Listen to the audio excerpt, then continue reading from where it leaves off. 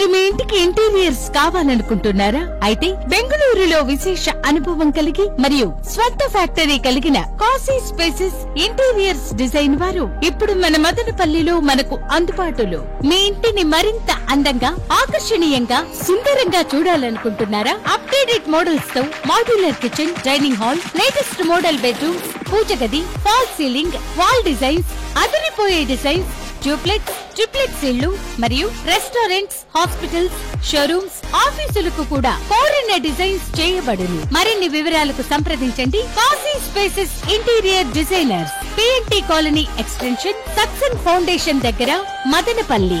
Cell 8150032200 మరియు 9502392404.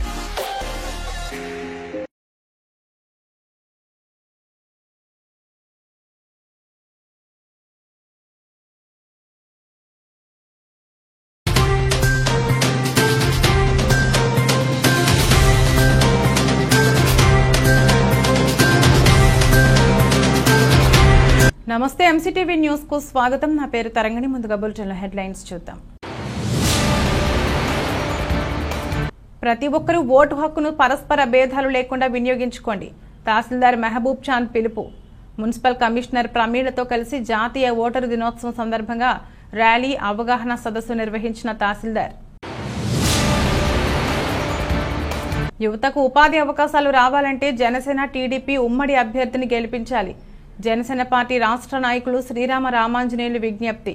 Madanapalle Janasena party కార్యాలయంలో పెద్ద ఎత్తున జనసేనలో చేరిన యువత. ప్రతి ఒక్కరూ ఓటు హక్కును పరస్పర భేదాలు లేకుండా వినియోగించుకోవాలని తహసీల్దార్ మహబూబ్ చాంద్ కోరారు. నేడు కలెక్టర్ ఆదేశాల మేరకు జాతీయ ఓటరు దినోత్సవాన్ని మదనపల్లి తహసీల్దార్ కార్యాలయంలో ఘనంగా నిర్వహించారు. ఈ కార్యక్రమంలో municipal commissioner Pramila, revenue RI Reddappa, surveyor Subrahmanyam, senior సిటిజన్లు పాల్గొన్నారు.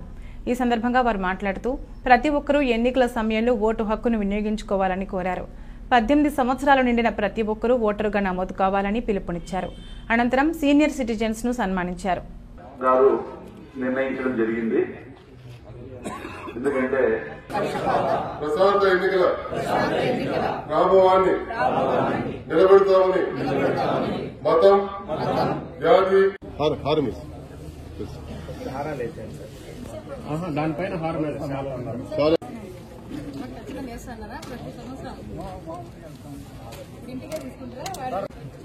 సర్వే చేయండి. అది ఉండదు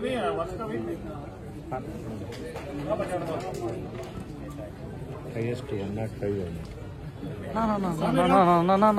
సార్ సార్ వచ్చేయండి ప్లీజ్. మీరు కూడా ఇక్కడికి వచ్చేయండి. అవి వేసేసి సైడ్ వచ్చేసి ఇది అట్లా పెట్టుకో. మళ్ళీ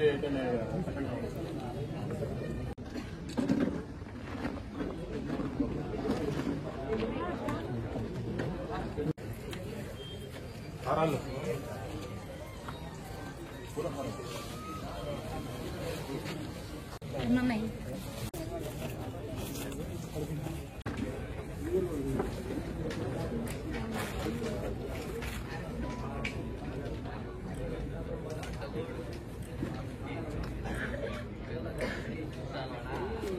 అంటే మన ఓటు హక్కు అనేది మనకు ఒక ఆయుధం లాంటిది.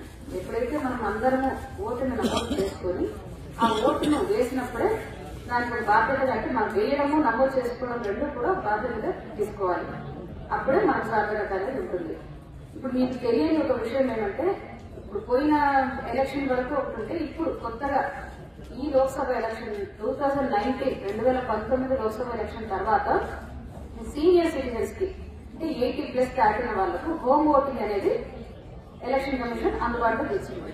హోమ్ ఓటింగ్ అంటే మీరు రాలే, మీ ఇష్టం. అది సీనియర్ సిటిజన్స్ మీరు వచ్చి వేస్తాము బూత్ లెవెల్లో అంటే వేయొచ్చు, లేదా మేము ఇంటి దగ్గర తీసుకుంటామంటే పోస్టల్ బ్యాలెట్. ఇంతకుముందు పోస్టల్ బ్యాలెట్ సీనియర్ సిటిజన్స్ కి లేదు. ఇప్పుడు 80+ దాటిన సీనియర్ సిటిజన్స్ కైనా, అలాగే ఈ కోవిడ్ పేషెంట్స్ కైనా, పీడబ్ల్యూడీ ఓటర్స్ అంటే ఫిజికల్లీ హ్యాండిక్యాప్డ్ ఉంటారు కదా, వాళ్ళకైనా మన ఇంటి దగ్గరికి మన టీమ్ వస్తారు. ఒక పోలింగ్ ఆఫీసర్, అంటే గెజిటెడ్ ఆఫీసర్ ర్యాంక్ ఉండే పోలింగ్ ఆఫీసరు, బిఎల్ఓ మీ దగ్గర ముందే ఎలక్షన్ నోటిఫికేషన్ రావడానికి, అంటే ఎలక్షన్ అనౌన్స్మెంట్ స్టార్ట్ అయినప్పటి నుంచి నోటిఫికేషన్ రావడానికి 5 రోజుల ముందే మీ దగ్గర నుంచి ఫామ్ 12D అని తీసుకొని మీకు అవసరమైన వాళ్ళ దగ్గర డిఎల్ఓ తీసుకుంటారు. తీసుకొని పోస్టల్ బ్యాలెట్ అనేది మేమే వచ్చి ఆర్ఓ ద్వారా ఇంటి దగ్గరికి వచ్చి మీ దగ్గర తీసుకొని ఆ సీక్రెసీ ఆఫ్ ఓట్ అనేది వైలేట్ కాకుండా ఎవరికీ తెలియకుండా మీ దగ్గర నుంచి పోస్టల్ బ్యాలెట్ ఓట్ వేయించుకొని నేను తీసుకోవడం జరుగుతుంది. ఇది ఇంతకు ముందు ఎలక్షన్స్ ఎప్పుడు జరగలేదు. ఇప్పుడు మేమంతా ఇది గ్యాదర్ చేస్తాము. అనౌన్స్మెంట్ అయిన తర్వాత తీసుకోవడం జరుగుతుంది. మీ ఇంటి దగ్గర నుంచే తీసుకోవడం జరుగుతుంది. కాబట్టి ఈ ఫెసిలిటీని కూడా మీరు తెలుసుకొని అందరూ ఉపయోగించుకోవాల్సిందిగా కోరుతున్నాను. అలాగే మన ఓటర్ లిస్ట్ అనేది కూడా మన 22వ తేదీ ఫైనల్ లిస్ట్ అనేది పబ్లికేషన్ అయిపోయింది. ప్రతి బిఎల్ఓ దగ్గర కూడా ఓటర్ లిస్ట్ అనేది అందుబాటులో ఉంది. మీరు చెక్ చేసుకొని మీ ఓటు ఉందా లేదా, ఒకవేళ ఉంటే కరెక్షన్స్ ఉన్నాయా అవన్నీ చూసుకొని మళ్ళీ లేకపోతే ఫామ్ 6 కానీ కరెక్షన్స్ అంటే ఫామ్ 8 కానీ అప్లై చేస్తే దానికి కూడా మళ్ళీ ఎలక్షన్ టైంకి అది చేర్చడం జరుగుతుంది. ఇవన్నీ మీరు చెక్ చేసుకోవాల్సిందిగా, మీ పోలింగ్ స్టేషన్స్ కూడా ఒకసారి చూసుకోవాల్సిందిగా, ప్రతి ఒక్కరు కూడా ఓటు హక్కును అయితే వినియోగించుకోవాల్సిందిగా కోరుతూ ఈ అవకాశం ఇచ్చినందుకు సెలవు. ప్రతి ఒక్కరు కూడా మీ ఓటు ఉందా లేదా అనేది ఒకసారి చెక్ చేసుకోవాల్సిందిగా ప్రతి ఒక్కరిని కూడా పేరు పేరున రిక్వెస్ట్ చేయడం జరుగుతుంది.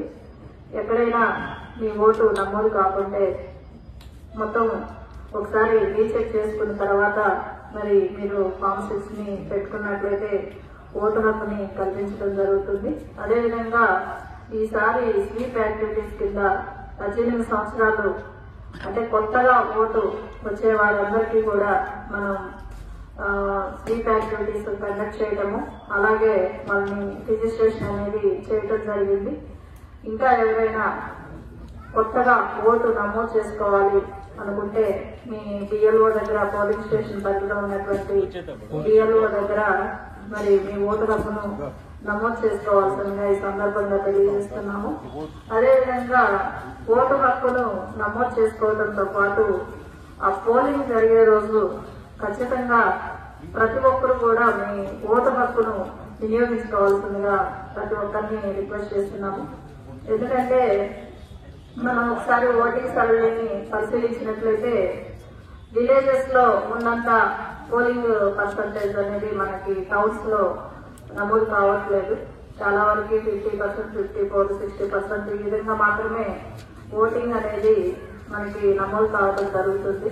కాబట్టి పట్టణ ప్రాంతంలో ఉన్న ఓటర్లందరూ కూడా మీరు ఖచ్చితంగా ఈ ఓటు హక్కును వినియోగించుకోవాల్సిందిగా ప్రతి ఒక్కరిని రిక్వెస్ట్ చేస్తున్నాం. మరి ఓటర్లకి అనుకూలంగా ఉండే విధంగా ఈసారి పోలింగ్ స్టేషన్స్ కూడా ఏర్పాటు చేయడం జరిగింది. గతంలో అది ఒక కాలేజీలోనే ఎక్కువ పోలింగ్ స్టేషన్స్ ఉండటం, ఈ విధంగా మరి కొద్దిగా దూరంగా ఉండటం వల్ల ఉండకపోవచ్చు. ఈసారి మాత్రం మీ పోలింగ్ ఏరియా ఏదుందో అక్కడే అనుకూలమైనటువంటి పోలింగ్ స్టేషన్స్ ఏర్పాటు చేయడం జరిగింది. కాబట్టి ఓటర్లందరూ కూడా ఈ విషయాన్ని గమనించి ఖచ్చితంగా మీ ఓటు హక్కును పోలింగ్ జరిగే రోజు ఉపయోగించుకోవాల్సిందిగా ఈ సందర్భంగా రిక్వెస్ట్ చేస్తున్నాం. పెద్ద సంఖ్యలో యువత జనసేన పార్టీలో చేరి బలోపేతం చేయాలని ఆ పార్టీ రాష్ట్ర నాయకులు శ్రీరామ రామాంజనేయులు తెలిపారు. నేడు మదనపల్లి పట్టణంలోని బర్మా వీధి నందున్న జనసేన కార్యాలయంలో పెద్ద ఎత్తున యువత ఆ పార్టీ కండువా కప్పుకున్నారు. ఈ కార్యక్రమంలో జనసేన పార్టీ నాయకులు పాల్గొన్నారు. ఈ సందర్భంగా రామాంజనేయులు మాట్లాడుతూ జనసేన పార్టీలో యువతకు పవన్ కళ్యాణ్ పెద్దపీట వేశారన్నారు. రానున్న ఎన్నికల్లో జనసేన టీడీపీ ఉమ్మడి ప్రభుత్వాన్ని ఏర్పాటు చేస్తే యువతకు ఉపాధి అవకాశాలు ఉంటాయని చెప్పారు. ఈ వైసీపీ ప్రభుత్వంలో నిరుద్యోగం పెరిగి యువత ఇబ్బందులు పడుతున్నారని ఆవేదన వ్యక్తం చేశారు. కావున రానున్న ఎన్నికల్లో యువత క్రియాశీలక పాత్ర పోషించి జనసేన టీడీపీ ఉమ్మడి అభ్యర్థిని గెలిపించాలని విజ్ఞప్తి చేశారు.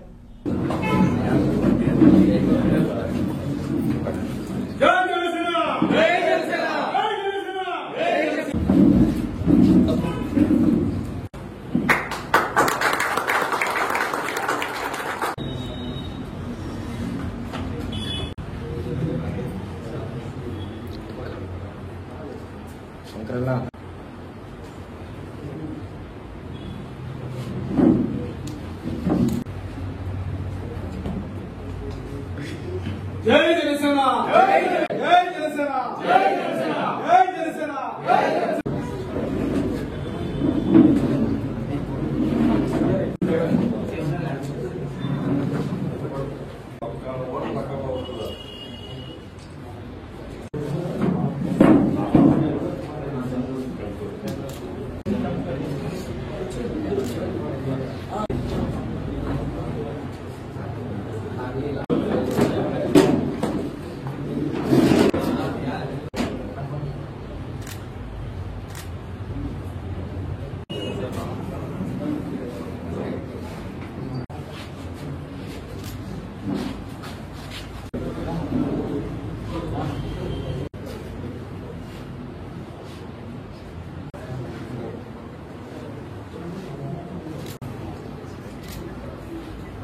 జనసేన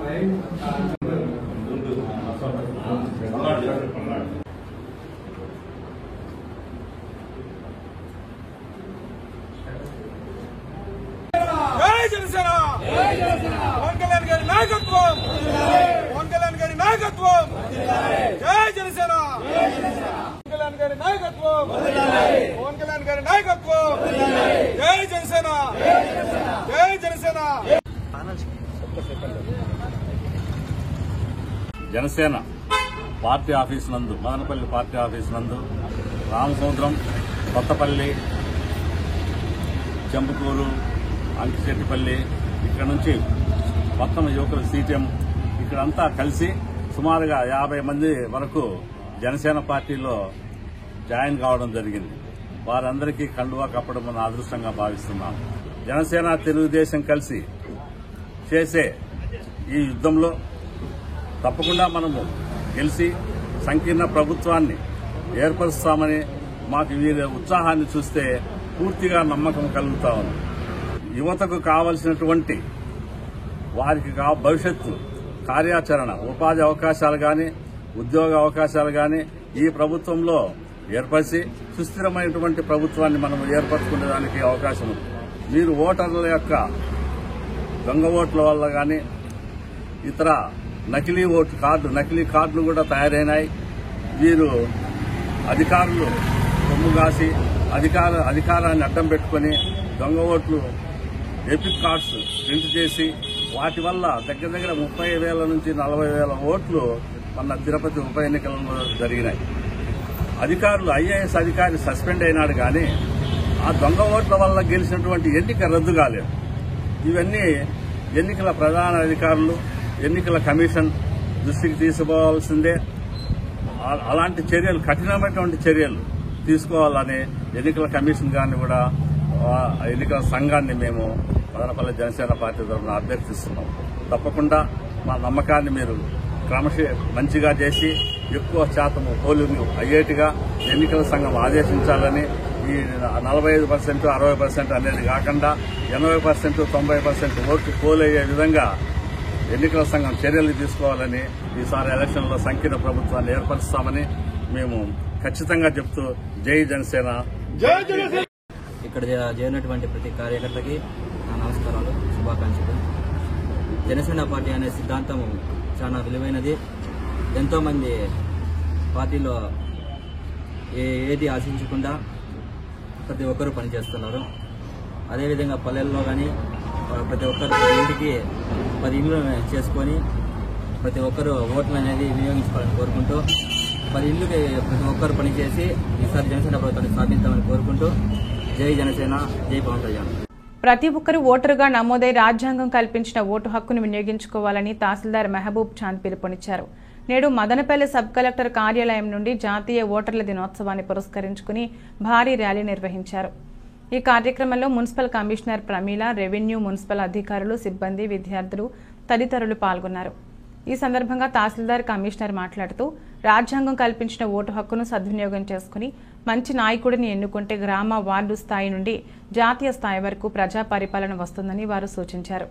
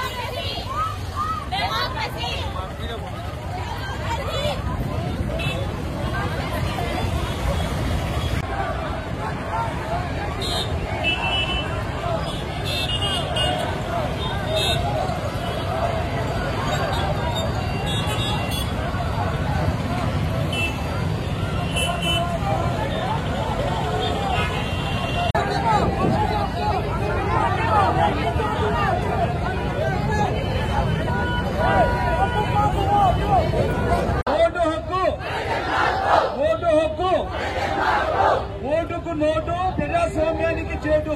ఓటుకు నోటు, ఓటుకు నోటు, ఓటుకు నోటు, ఓటుకు నోటు, ఓటుకు నోటు.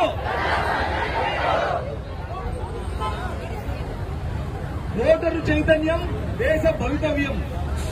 ఓటరు చైతన్యం దేశ భవితవ్యం. ఓటరు చైతన్యం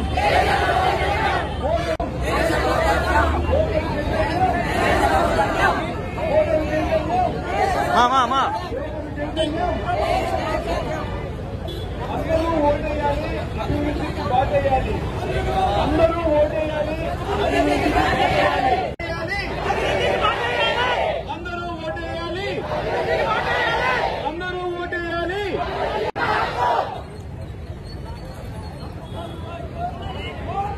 మేము ప్రజాస్వామ్యంపై విశ్వాసంతో మన దేశ ప్రజాస్వామ్య సాంప్రదాయ స్వేచ్ఛాయుత నిష్పక్షపాత ప్రశాంత ఎన్నికల ప్రాభవాన్ని నిలబెడతామని మతము, జాతి,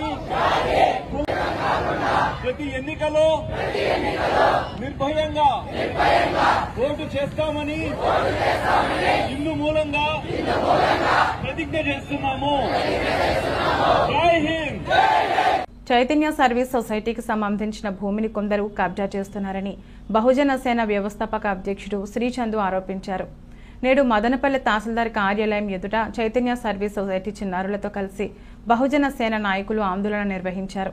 ఈ సందర్భంగా వారు మాట్లాడుతూ అనాథ పిల్లల కోసం సీఎం పేషీ నుండి వచ్చిన లేఖ ఆధారంగా సర్వే చేసి స్కెచ్ వేసి కేటాయింపు జరుగుతుండగా రాజకీయ అండదండలతో కొందరు దౌర్జన్యంగా అక్కడ ఏర్పాటు చేసిన సిమెంట్ పలకలను పగలగొట్టి రౌడీయిజం చేస్తున్నారని ఆరోపించారు. రెవెన్యూ అధికారులు స్పందించి వెంటనే చర్యలు తీసుకుని అనాథ చిన్నారులకు న్యాయం చేయాలని డిమాండ్ చేశారు.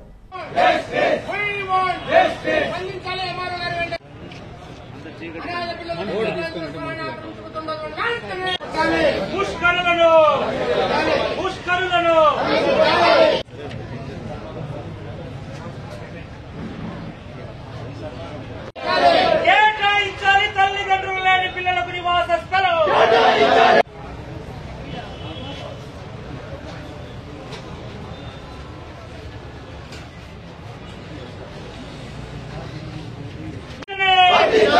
స్పందించాలి రెవెన్యూ అధికారులు.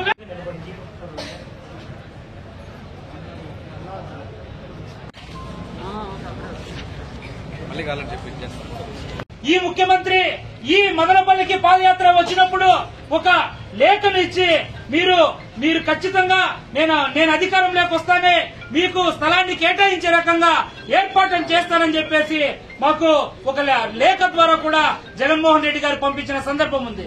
అదే రకంగా సీఎం ఫేస్ నుంచి కూడా మీకు ఖచ్చితంగా మీకు స్థలాన్ని కేటాయించి మీరు అనాథ పిల్లలకు నివాస స్థలం కల్పించాలని చెప్పేసి సీఎం ఫేస్ నుంచి కూడా లెటర్ రాతపూర్వకంగా వచ్చినటువంటి సందర్భం ఉంది.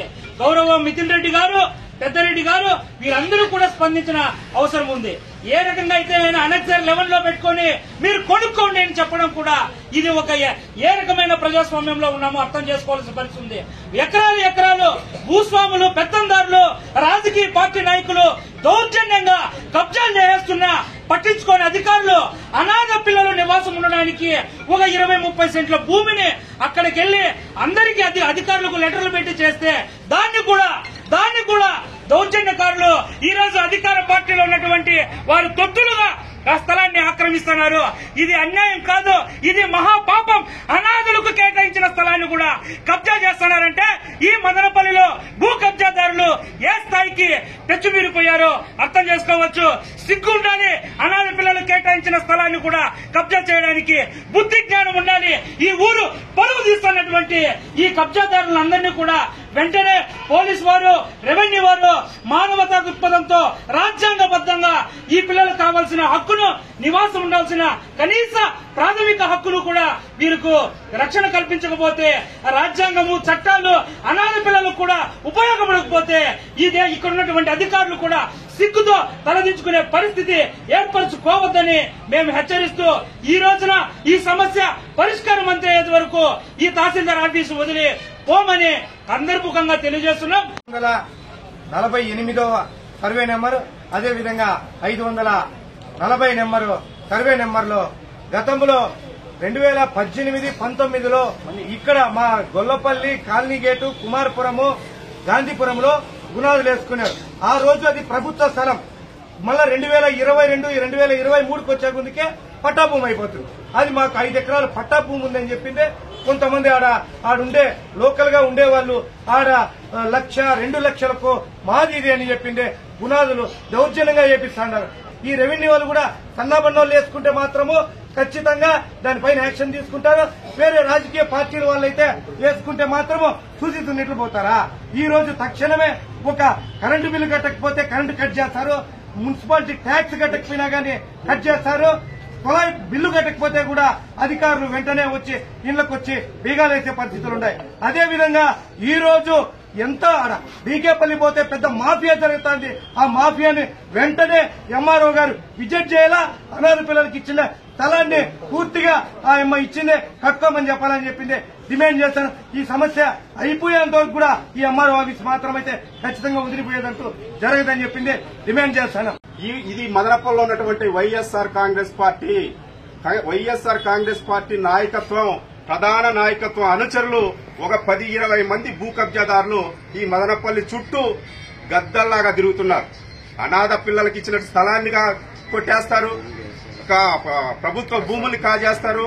ఎవరైతే పేద బిడ్డలు ఉన్నారో పేదలకు ఇచ్చినటువంటి ఇంటి స్థలాన్ని కూడా బరి తెగించి వాళ్ళ వైఎస్ఆర్ కాంగ్రెస్ పార్టీ నాయకత్వం కబ్జాలు పాల్పడుతుంది. మేము కమ్యూనిస్టు పార్టీ సిపిఐగా డిమాండ్ చేసేదామంటే 80 మంది పిల్లలకి ఈ రోజు ఫుడ్ బెడ్ ఇచ్చేటువంటి ఒక దాతలపై నడుస్తున్నటువంటి ఈ సొసైటీకి కేటాయించిన స్థలాన్ని కబ్జా చేసినటువంటి వాళ్ళపైన చట్టపరంగా కేసులు పెట్టాలి, అరెస్టు చేయాలి.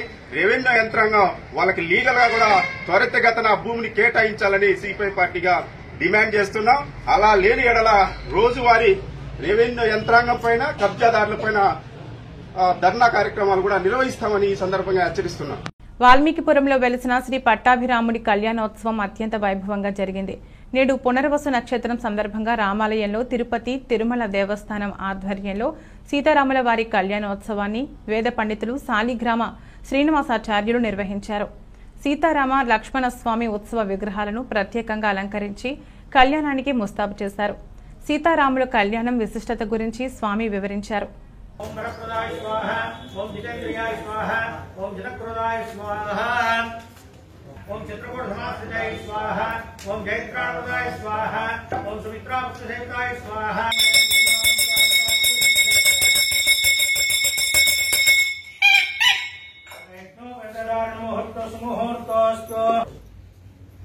ఇన్ని టైటిల్స్ బిరుదులన్నీ ఆయనకి ఎప్పుడు వచ్చాయి?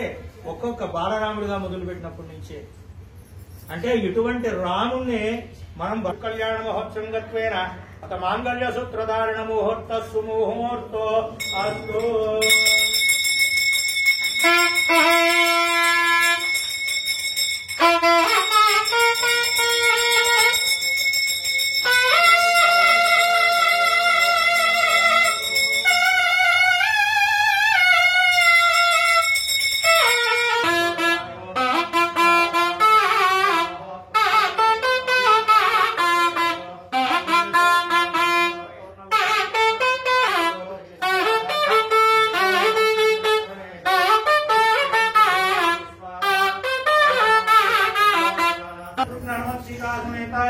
శ్రీ పట్టాభిరామచంద్ర పరబ్రహ్మణే నిత్యయౌవన కళ్యాణమూర్తయే కళ్యాణే రామోదారయ.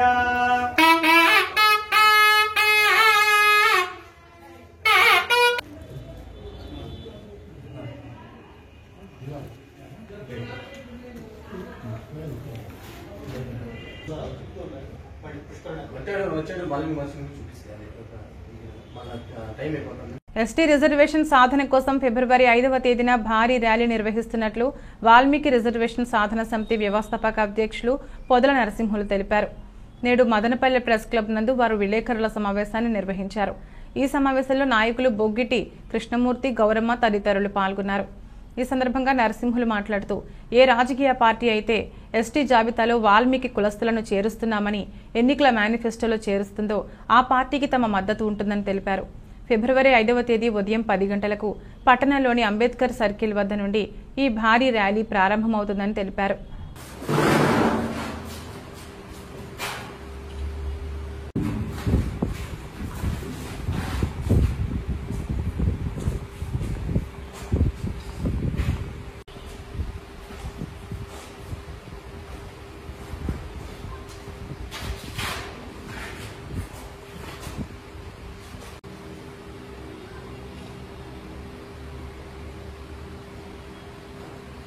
కొన్ని జిల్లాల్లో 5 జిల్లాలు ఎస్టీలు గాను 8 జిల్లాలు బీసీలు గాను ఈ రాష్ట్రంలో తప్ప ప్రపంచంలో ఎక్కడా లేదు.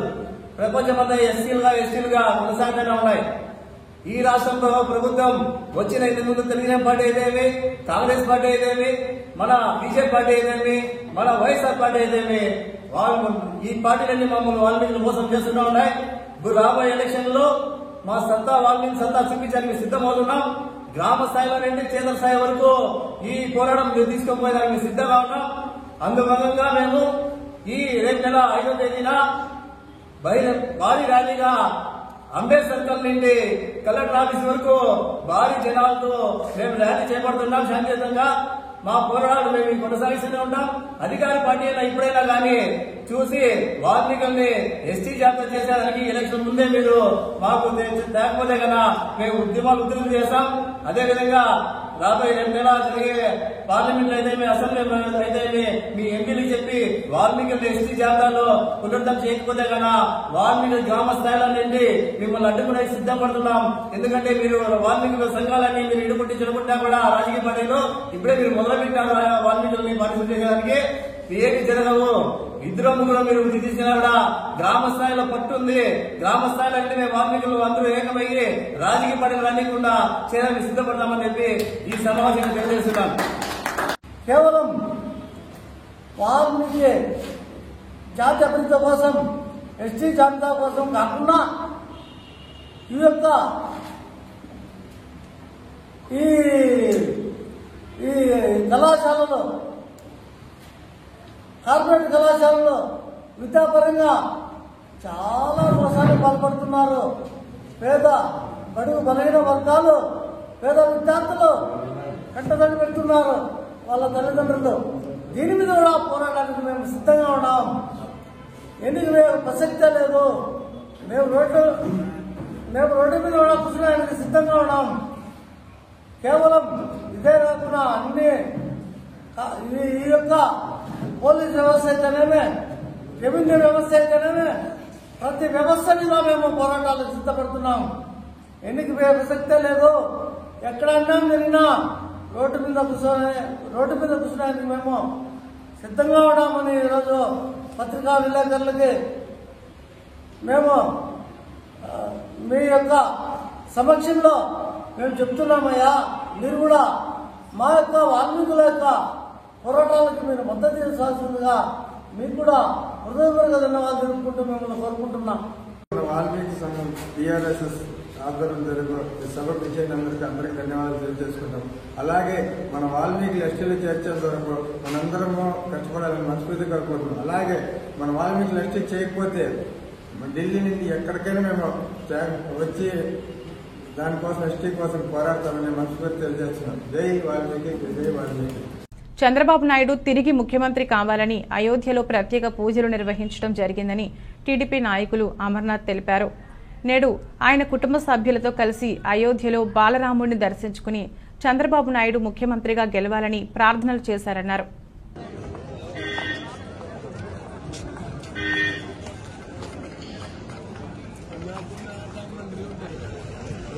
బులెటిన్ ముగించే ముందు హెడ్లైన్స్ మరొకసారి. ప్రతి ఒక్కరూ ఓటు హక్కును పరస్పర భేదాలు లేకుండా వినియోగించుకోండి. తహసీల్దార్ మెహబూబ్ చాంద్ పిలుపు.